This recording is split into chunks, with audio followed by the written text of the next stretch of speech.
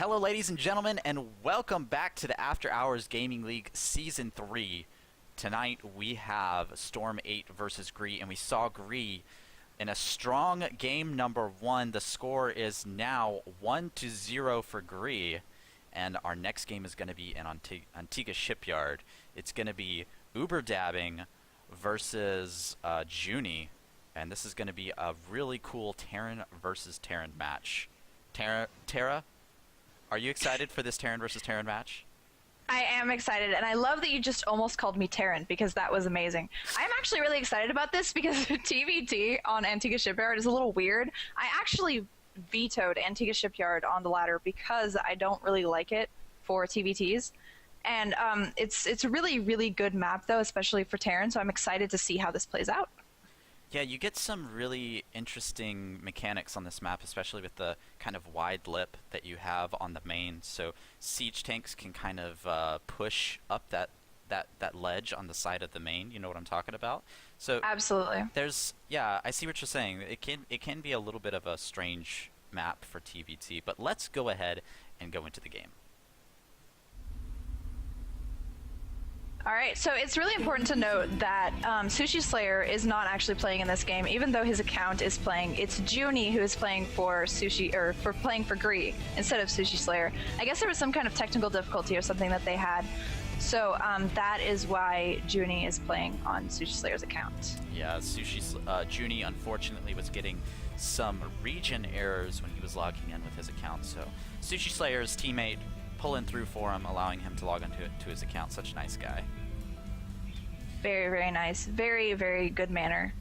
So, let's introduce the players, Dr. Zealot. Absolutely. Over here, in the top right-hand corner, we have, representing Team GREE, Junie. And spawning in the bottom left-hand corner, representing Team Storm8, we have Uber Dabbing as the blue Terran. So both of these companies, I believe, are iOS creators. And I know I was reading on GREE's website, they say they want to better the world using the internet, which is like an amazing slogan, don't you think? I think that's pretty cool. I think that is a pretty noble endeavor there, Dr. Zealot.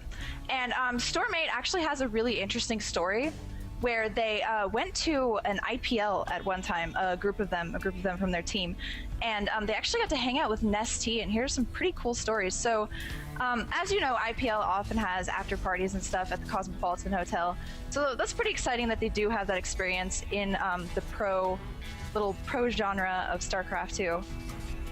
It's a very cute little story to share there. Well, not only that, but they hung out with Nestea, hoping that they could siphon off some of his essence.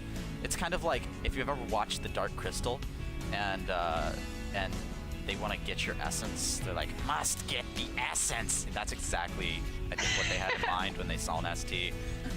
I think that's a little bit more Golem. That was very Golem of you. That was nice. Yes. I should maybe do more Golem impersonations.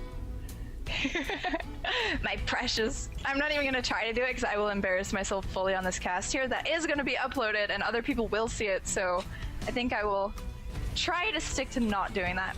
Ooh, I kind of like this move out here by Junie. Junie he's positioned the barracks in a way where he's kind of hiding the tech lab on the side. I mean, it's a really small change, right? But in this way, he can kind of prevent someone who's popping up the ramp here, like an SCV or something, from seeing this tech lab. And at this point, let's see, 18 supply. He's got some gas going. Yep, it's a Reaper. Absolutely, Junie. I err toward Uni because Uni is how you say June in German, and I'm like kind of learning German, so that is why I keep calling him Uni. I apologize, it is Junie. Anyway, it looks like he is hiding a barracks here in the back, and he's definitely going to go for some Reaper play, which is amazing because in Heart of the Swarm, the Reapers are much, much stronger. They're great even in later gameplay, and I'm really excited to see how this works out. They heal when they're out of combat, and it's just pretty strong unit in the early game, but it does look like Uber Dabbing might be able to get out a couple Hellions so that he can combat this, because Hellions will kill and be able to chase down those Reapers. Yeah, that's actually a great observation, Tara. You know, Reapers, they have a lot of mobility in Heart of the Swarm, but they're not very strong. So if you can get a few shots on them, they'll melt just like Zerglings. So you got to be careful how you use them. But they're very good. And here we go. We have 2 moving out right now for Junie on the map.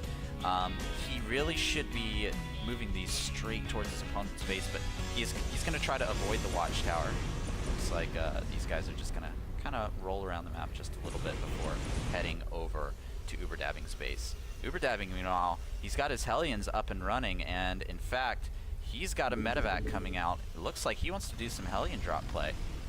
This is awesome. I would love to see some Battle Hellions elevated up into the main base or the natural or something.